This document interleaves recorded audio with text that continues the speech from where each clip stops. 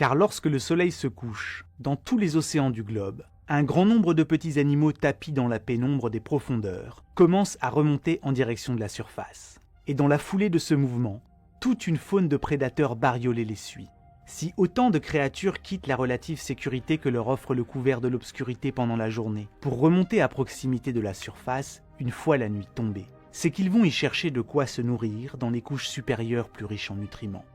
Ainsi, une grande partie des habitants de la zone crépusculaire suivent indirectement le rythme de l'activité régnant en surface.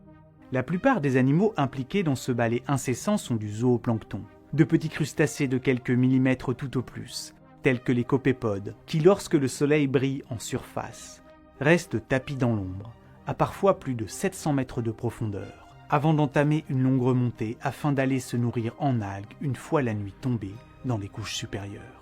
Et toute cette faune miniature est dans sa remontée suivie et poursuivie par des animaux beaucoup plus gros, parmi lesquels d'innombrables méduses des grands fonds, des siphonophores, des calamars, des requins, des poissons, et toutes sortes d'autres prédateurs, qui dans le sillage de cette gigantesque migration verticale, cherchent à se nourrir de ceux qui se nourrissent de zooplancton.